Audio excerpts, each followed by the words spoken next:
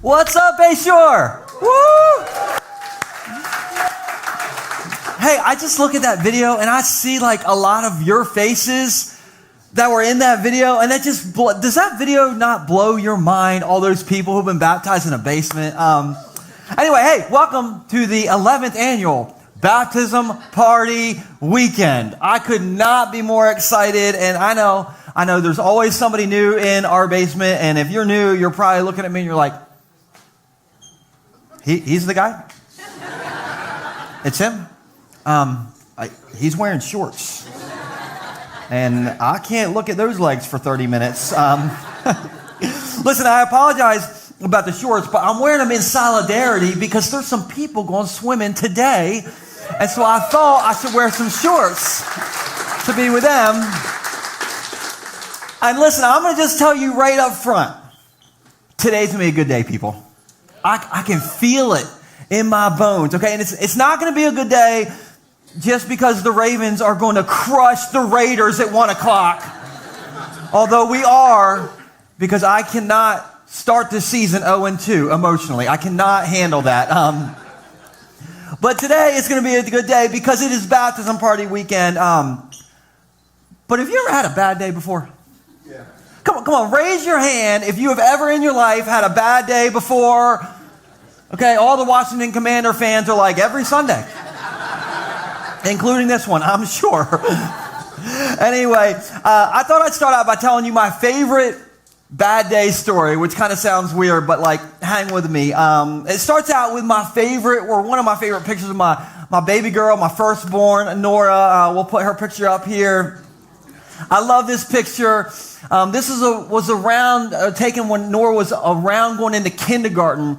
And I remember trying to get her into kindergarten, all right? She was going to be in Indian River School District. And to get her into kindergarten, we had to fill out applications. We had to turn in medical records. I think they wanted her credit score. I'm like, she's 4.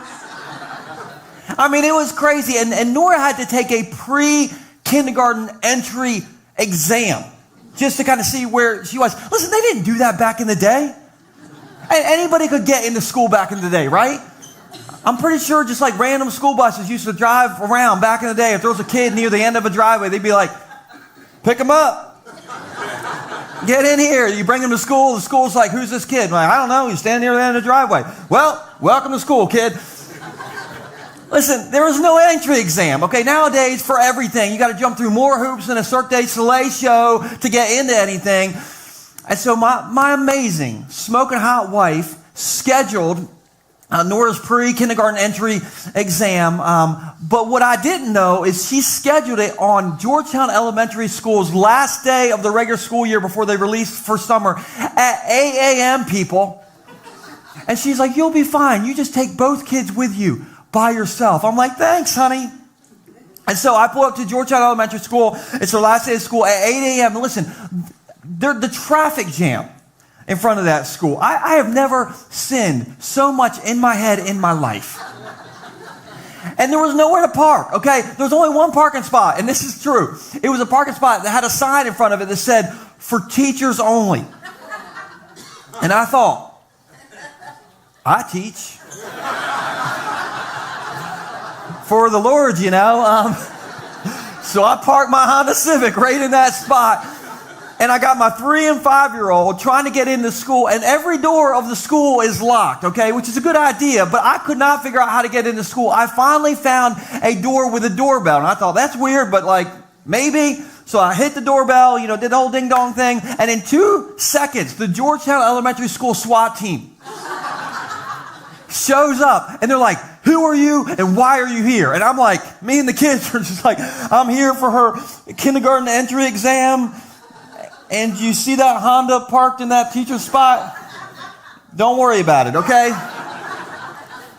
So I get this like personal Georgetown Elementary School SWAT team escort through the school to get to where Nora's pre-kindergarten entry exam is. And it's in the main lobby of the school. And so this is 8 a.m. I'm telling you, it felt like 1,000 kids were coming into that lobby in that moment. I got both my kids holding on to them. I feel like it's the Texas Stampede. And I'm talking to this lady who's at the entry exam table. And she starts asking me all these questions. She's like, okay, I need your name. I need to know your daughter's pediatrician's name. I need to know her date of birth. And I'm like, do I look like I know the answer to these questions? I am the father, all right? You need to call her mother. And so I'm working on that. And my boy Nixon, while I'm talking to this lady, my boy gets away from me. And if my boy had a soundtrack, a theme song for his life, it would be Born to Be Wild. He is just that kid. And so he takes off, and I'm talking to this lady, and he's behind this lady running all over the place. And so I'm like, Nixon, get back over here. And the lady's like, don't worry about it. He can't get into any trouble. There's nothing in here he can get in. I'm like, listen, you do not know him. You give him a couple seconds. And she's like, well, since you have him here, I know he's only 3, but if you want, he can also take the pre-kindergarten entry exam so you can kind of see how he's progressing. Now, as she's saying this is not a lie. There is a handrail behind this lady that 1,000 kids just put their hands on. And she's like, he can take the entry exam. You can see where he's at. And I look, and Nixon, he licks the handrail.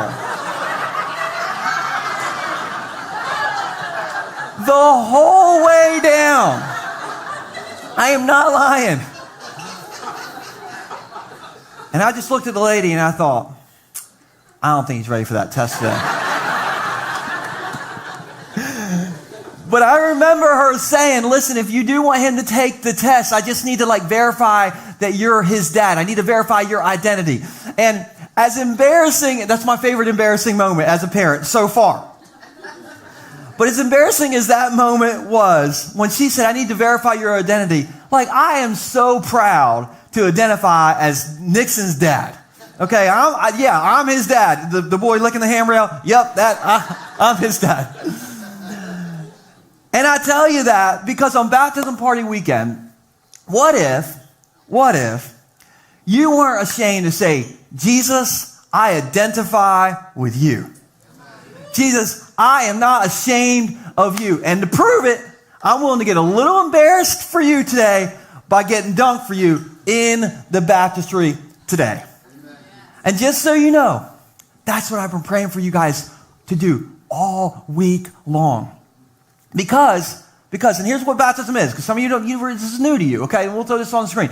All baptism is you saying, hey, I identify as a Jesus follower, and I'm not ashamed or embarrassed. Who knows it?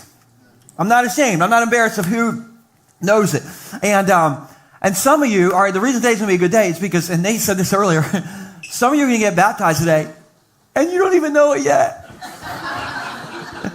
The joke's on you. The trick's on you. And I know, you're sitting here, some of you are like, not me. No, not me. I can't get in front of all those people today, Joe, and get baptized because my faith is personal.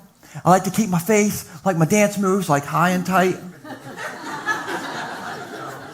And listen, I agree with you 100% that your faith, my faith, our faith is personal. But our faith is never, ever, ever, ever private. It's never private. And don't take my word for it. Jesus is the one who said this. And so now let me show you what Jesus said. This is in Matthew chapter 10, verse 32. Jesus says, those who, and we're going to all read this together on 3, so we're all in it. Those who, 1, 2, 3, declare publicly that they belong to me, I will, what's Jesus going to do? Do the same for them before my Father in heaven. In other words, Jesus is like, wait, you weren't ashamed of me and you got baptized on baptism party weekend? God, he's with me. She's with me. Come on, get in here because we're going to throw down and have a party in heaven. That's what Jesus is saying. And I am so thankful that Jesus isn't ashamed of me, y'all. I'm so thankful that Jesus wasn't ashamed to go on a cross in public for me. I'm so thankful that Jesus wasn't ashamed to be beaten and have nails driven through his hands and his feet for me. I am so thankful. Aren't you thankful for that? So thankful. And so here's my challenge for you today. And I just wanted to make it super clear, so we're going to put it up on the screen. My challenge for you today is this. It's coming. There it is. Thank you, Amanda. Jesus walked for over 3 hours through the streets of Jerusalem carrying a cross a third of a mile to his death because he's not ashamed of you. I'm just wondering if you'd be willing to walk 60 feet in a basement that's going to cheer for you to be baptized today because you're not ashamed of him. That's my question for you. And I'm betting on you, Bay Shore. I'm betting that you can do this. I can see it in your eyes. I can feel it. Now, before, I'm looking at all of you like like Michael Jordan looks at a basketball like I'm going to dunk you.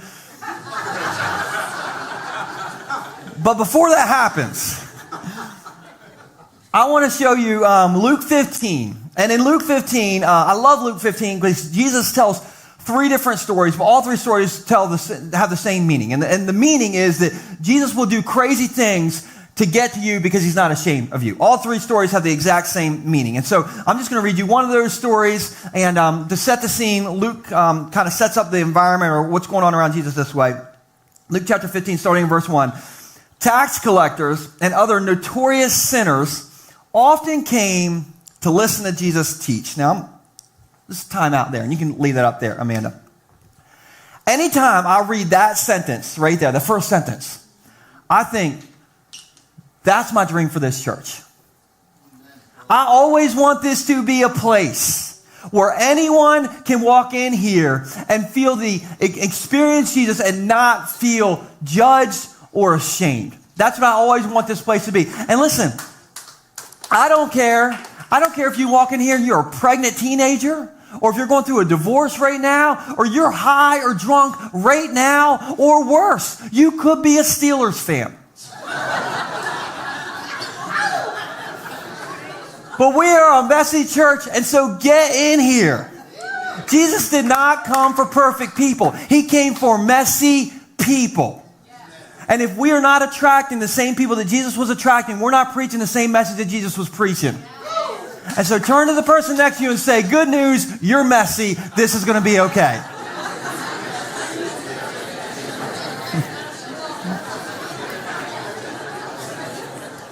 Some of you enjoyed that way too much.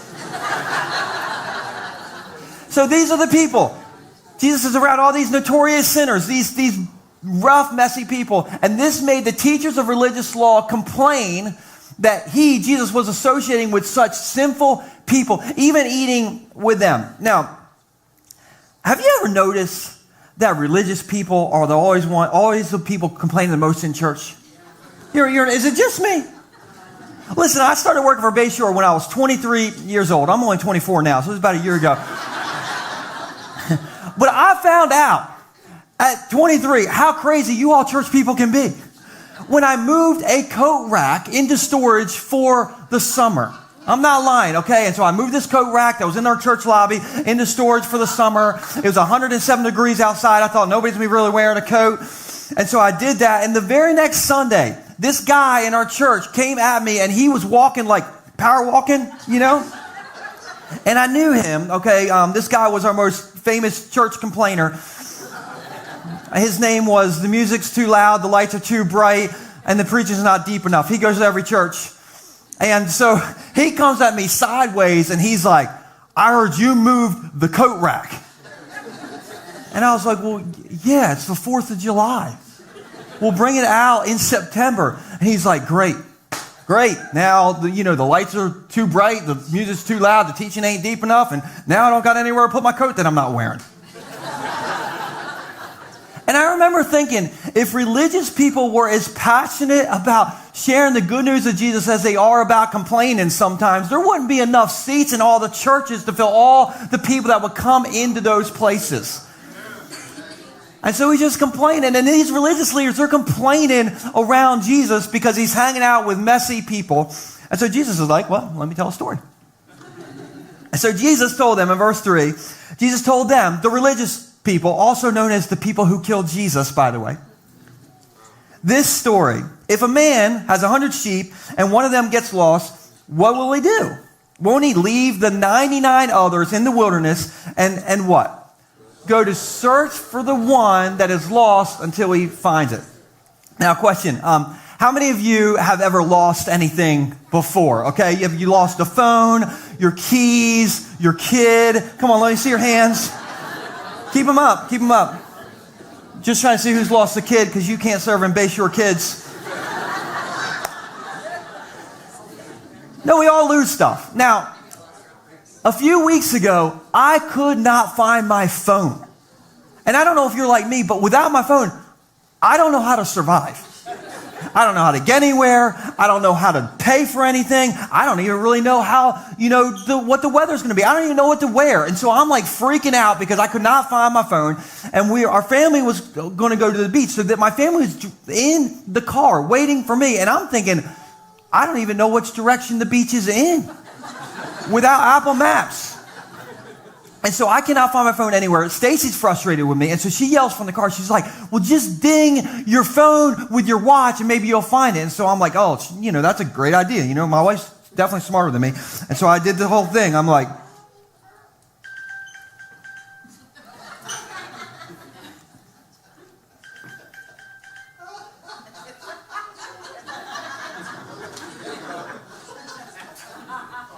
it was in my pocket. Come on, has anybody that ever happened to you? Do not judge me. It was right there. And thank goodness my phone was in my pocket because I can't do anything without my phone. Like I need my phone. And in this story, this shepherd loses his sheep and he is willing to do anything to get his sheep, okay? His only focus is that one sheep. And so the sheep search is on. And if you haven't kind of picked up on the story yet, in the story, Jesus is the shepherd and you is the sheep. And so watch this. In verse 5, and when he, the shepherd, Jesus, has found it, he will joyfully carry it home on his shoulders. And when he arrives, he will call together his friends and neighbors saying, rejoice. Everybody say party. Party. That's what that word means. Let's throw a party. Rejoice with me because I have found my lost sheep. In the same way, there is more what?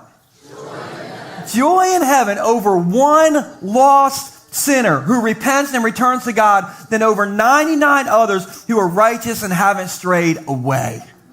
Such a cool story. And I think we misunderstand how cool this story is because it's 2024. But in 00 AD, when Jesus is telling this to a whole crowd, they knew that shepherds loved their sheep so much that, did you know that shepherds would name every one of their sheep?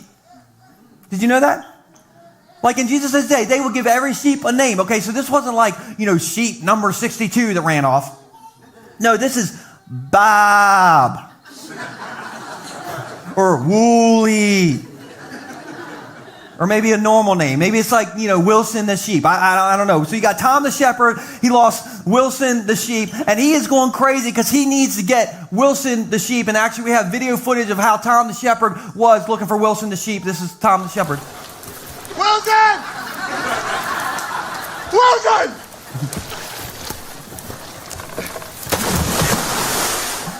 He is going crazy. I'm just trying to make sure everybody's awake, okay? But this shepherd has to find his sheep.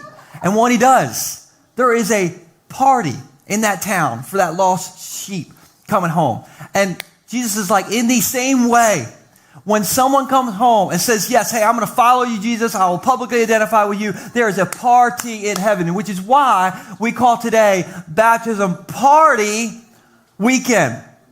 Because around here, when somebody's baptized, we don't, listen, I'm just going to prep you. Do not do this. If you're in here and you're like, well, we got to keep it down for Jesus. Listen, you're in the wrong place. We are going to throw down because, listen, I know you throw down on your couch when you're watching football, right? Okay, and some of you throw down when you're watching the season finale of The Bachelor, ladies. And Nate, wherever you are. But if we can do that for football and the season finale of The Bachelor, we can get crazy and rowdy for everybody who gets baptized today, right? I'm counting on you that you can help me do that. Thank you.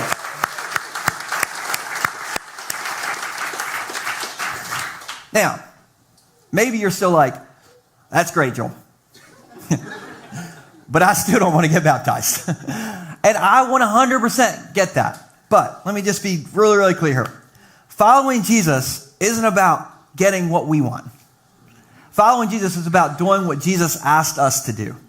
And without a doubt, Jesus made it super, super clear what the first 2 steps for every Jesus follower is supposed to be. And I'll just put this on the screen. Step 1 is to say yes to following Jesus.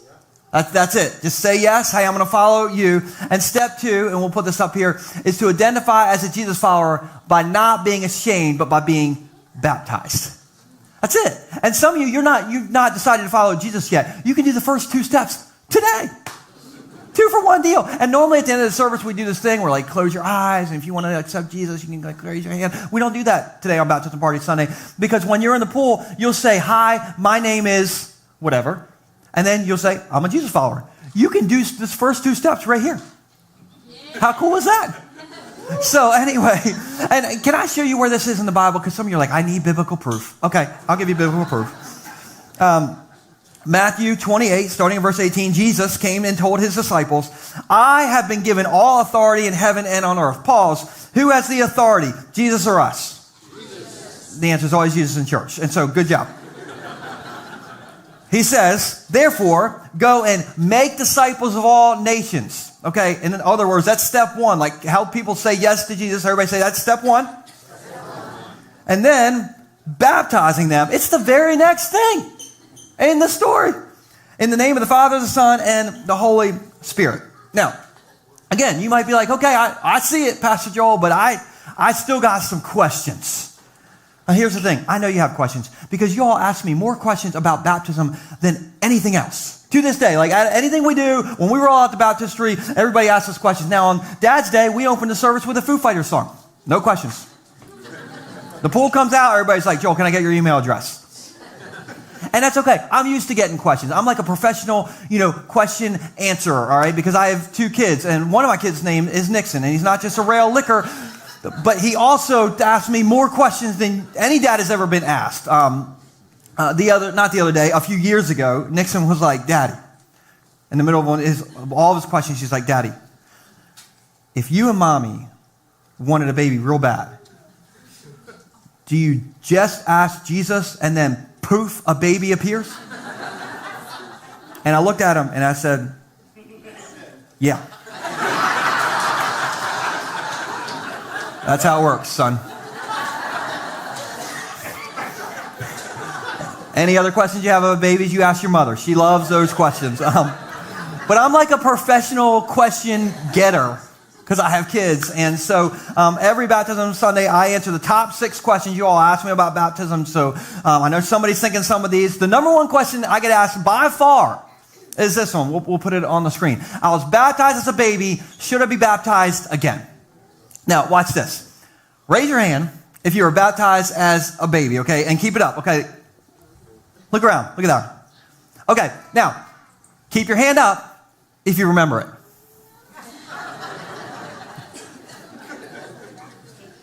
You see, what one? That's amazing, number 1. The rest of you, though, you don't remember it because you were 3 months old. You still had a misshaped head. But you know what happened, because there was a picture, the whole family got all dressed up and they drove you to the church and, the pastor was wearing a robe, not shorts. And the pastor on the stage, you flick water in your eyes and you cried and your parents laughed and that's given you reason to go to therapy your whole life.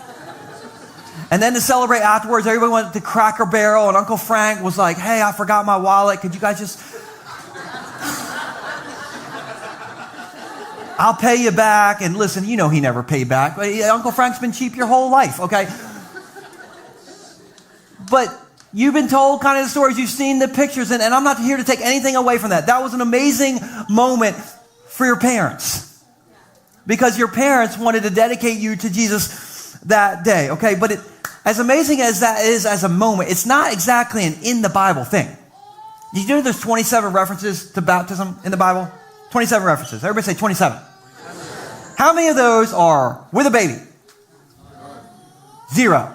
The same number of points the Raiders are going to score against the Ravens today. And the reason I think that is because your parents can't choose your team for you. It reminds me of my daughter, Nora. My daughter, Nora, was born right over here at BB. And ever since Nora was born, I've told her, girl, you are a Ravens fan. You don't have a choice in this family. In fact, when Stacey and I were in the hospital and Stacey was in labor, it was a Sunday night, and we watched the Ravens Sunday night football game in BB. That's true. Stacey loves that, okay?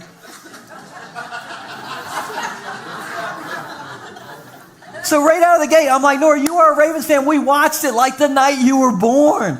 And then after Nora was about 6 months old, my in-laws decided to take her to the mall to get her picture taken, and we weren't with them. They just took Nora, and then, well, here's the picture they got of Nora.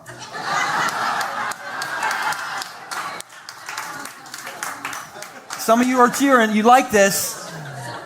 And you're too messy for this church, Kristen. Okay. No, but this is why I have trust issues right here. But I've always wanted Nora to be a Ravens fan. My in-laws want her to be a Steelers fan. And you know who she roots for? Taylor Swift. Taylor Swift. Which I think she likes the stinking Chiefs or something. I don't even know. But I know, like, I can't choose Nora's team for her. And when it comes to what you believe, your parents can't choose Jesus for you. And you might say, well, Joel, I get that, but like I can't be baptized today because they had me baptized as a baby and that would be disrespectful to them. Number one, that was a dedication. They wanted to dedicate you to Jesus. And number two, you getting baptized today won't be disrespecting your parents. It will actually be fulfilling what they prayed for you on that day in the first place. And so at Bay Shore, we just say, as long as you are 10 years old or over, we will dunk you. And we choose 10, so you are the one who's able to choose it. Another question that I get all the time is, I've been baptized before as an adult, but I feel like I should do it again. I literally got this 2 weekends ago out in the lobby, okay? This guy came up to me. He's like, Joel, you baptized me at baptism party weekend last year, but I don't think it worked.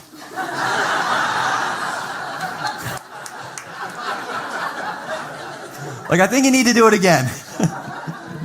His wife was behind him, and she was like shaking her head like, it didn't work. And aren't you glad we don't have to get resaved or rebaptized every single time we sin or mess up? Aren't you thankful for that? If that was the case, I'd have to rename our church from Bay Shore to Wawa, because we'd have to be open 24/7. I'd have to live here, and whenever you all left Dewey, you'd have to Uber here. And I would dunk you, and I'd dunk me just because, for good measure. But listen, if you've been baptized since you started following Jesus, you're good. Your baptism counts. Okay, now if you're here and you're like, well, I walked away from Jesus, I want to get rebaptized, it's kind of a fresh start. Listen, I will dunk you, but I don't want anyone to have some sort of false sense of pressure that you got to be baptized today if you've already been baptized as someone who is old enough to make that decision. Another question that we get is, do I have to get my life together before I get baptized? Can we all just belly laugh together on three? Like 1, 2, 3. No. Do you know who your pastor is? Oh my goodness. I was in Wawa. Speaking of Wawa, I was in Wawa a few weeks ago, and I had ordered a toasted bagel on the app, and I go in there, and it is packed because it was Labor Day weekend. I'm telling you, there were more people from Jersey in that place. And some of you are from Jersey, and listen, I'm not trying to make fun of you or anything, but I knew these people were from Jersey because I heard them saying, hey, we're going down the shore.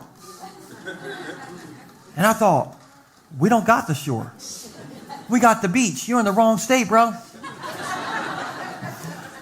And so anyway, I go get in line to pay for my bagel. And out of nowhere, this guy just butts right in front of me. With that Jersey confidence. I'm just kidding, Jersey people. But he butted in front of me, and I just paused, okay? And I just took a moment, and I breathed. And I looked down, and I said, thank goodness I'm not wearing my Bay Shore shirt. Because I went and I butted right in front of him. And then he looked at me, I looked at him, and I thought, this ain't the shore, bro. This is the state of Delaware. This is my beach. And I went and paid for my bagel. And I still feel good about it. Why? Because I am jacked up. Brenda's like, you are messed up. We are messed up people. And maybe you think, well, I'll just wait to get my life together and then I'll get baptized. Baptism isn't about you being perfect. Baptism is about you not being ashamed of the only perfect one. And so when you're standing in his pool, you're standing in his perfection and not your perfection. And so no, you do not have to get your life together. Some of you are like, well, I'm worried about my makeup. Now we're getting to the real stuff. You're like, I'm wearing mascara today, and if I get in that pool, my mascara will run. It'll dye this whole pool another color, which is why I made the executive call this week to dye this thing purple. And so it's purple water. That has nothing to do with the Ravens color. Okay, just a random color I picked. No, all jokes aside, listen, I'm thankful that we have a Savior that was willing to hang naked and bloody in front of the entire world for us. And if you're thankful for that, you can push through a little makeup smear for him. A little wet hair looking nappy thing. You can push through that for him. I'm telling you. And so here's another one we get sometimes. I'm afraid. Now, I've got good news. This is our 11th annual baptism party weekend. I, over the years, have baptized a total of over 200 people. No one has ever died in here. Now, you could be the first. Actually, I remember a couple years ago, I baptized this guy named Sam. And Sam was like 7'2" and built like the dad from The Incredibles. Okay, he was a linebacker. I almost did not get Sam back up. Okay, he almost died, and he never even knew it. But I say this every year, but can you imagine kind of the upgrade you get in heaven if you die while getting baptized? All you can eat manna, TSA pre-check through the pearly gate line. I mean, it might be worth dying up here, I'll be honest. But listen, fear is a real thing. And so I'm just going to gently remind you of what I said earlier. Jesus walked through the streets of Jerusalem for about 3 hours, a third of a mile, carrying a cross to his death. I'm just wondering, will you be brave enough to walk 60 feet in a basement that's cheering for you for him? I think you can push through your fears, Bay Shore. I'm betting on you. I'm betting that you can do this. But maybe you're making the last statement that everyone makes when we get to this point in the service, and that is this. I didn't come ready to be baptized. And good news, we came ready for you to be baptized today. And so to show you, Sean is my helper. Sean's going to come up here. Can you guys give Sean a hand?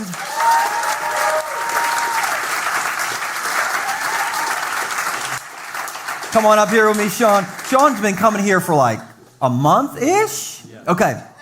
I already made him come on stage. Just kind of, listen, if this is your first week, can you just mark it on your calendar? Like 3 weeks from now, I'm getting you on the stage.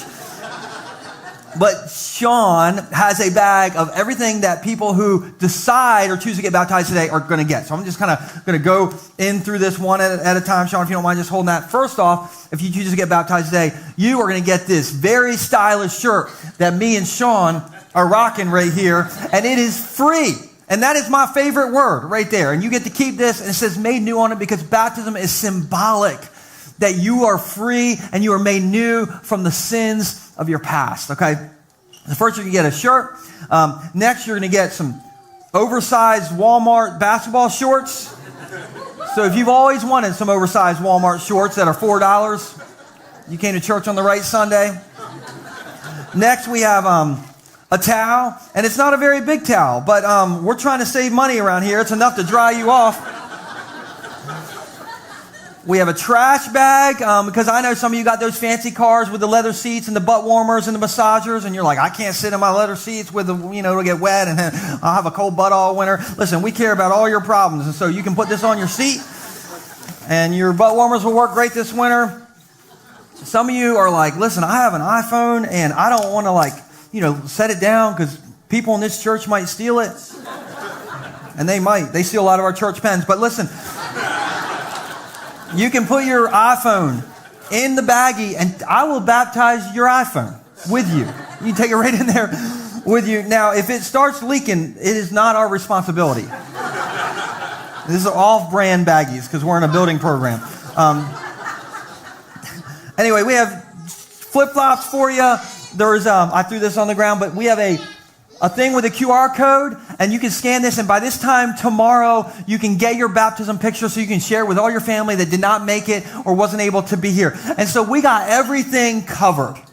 There is no reason why you can't get baptized today. Would you agree? Okay. Now, didn't he do a good job? Well, listen, Sean has agreed to be our first baptism today.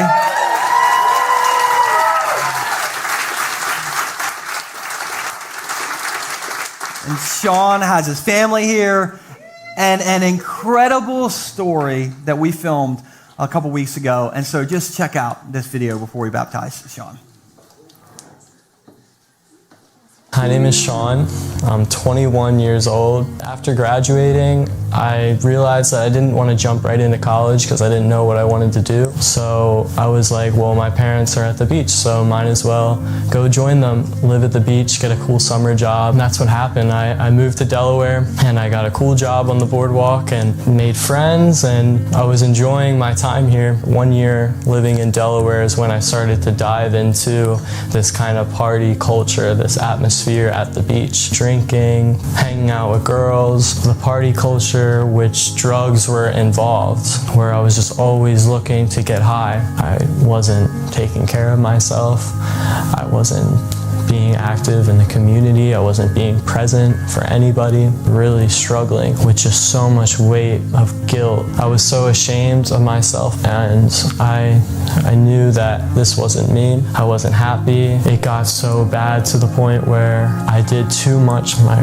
breathing was all out of rhythm, and I knew if I fell asleep, there's a great chance that I wouldn't wake up and I would overdose. I just felt like this is it. This is the end, and that really scared me. And I knew some scripture, but I wasn't living up to it. But I did know Matthew 7:7, knock and you will receive, seek and you will find it, and the door will be open to you. And I literally was sitting there in my room. I was like, God, I am knocking. I'm knocking, God. I know you hear me. Fix this, change my life. Crying out to God. And I really did believe that if I knocked, that he would open the door. And, it really wasn't long after that cry for help, it led me to the hospital. My phone was dead, and I was able to text my mom right before it died, and she showed up to the hospital. Wasn't sure what was wrong, but I just let her have it. I told her I've been doing drugs, and it led me here, and I'm scared that I might be having a stroke. It really became aware to my parents and my siblings that Sean has a problem. Sean has an addiction, and he's been using hard drugs, and my siblings really all played a crucial role in helping me going to rehab, getting treatment, getting help. And if it wasn't for them, I don't know if I would have done it. February 26, 2024, I was administered into Banyan, and I did it myself. I'm 21 years old, I'm an adult. So I had to sign off on that. I wasn't forced to go. The door he opened was rehab. And through rehab, there was Bible study where I found Jesus. That's when I got saved. That's when I allowed Jesus into my life. And since then, I'm 6 months, 10 days sober. I really see myself and feel like I am transformed, renewed. I believe like the Holy Spirit has came to my life, and there's things that I used to think was appetizing is so tasteless now. I'm just not like the old Sean that I was. We're almost completely two different people. The partying lifestyle is just not for me. It is not aligned with my faith, and it's not something I want to do. I'm deciding to get baptized because it's symbolically representing that Christ is lifting you up into a new life. And I want that. A testimony can save a life. So I think it's incredibly important to share my story. Addiction is real, and people struggle with this. Where I come in is there's a way out. There's a way to salvation. There's a way for Jesus to transform your mind. And when he died on the cross, he died for all that addiction and that pain and struggling. He gave me a new life. If you would have told me a year ago you would be doing hard drugs in the giant parking lot here in Rehoboth. And then 1 year later, you would be getting baptized in the parking lot right next door at Bay Shore. I wouldn't believe it. God really did that for me, and He could do that for you.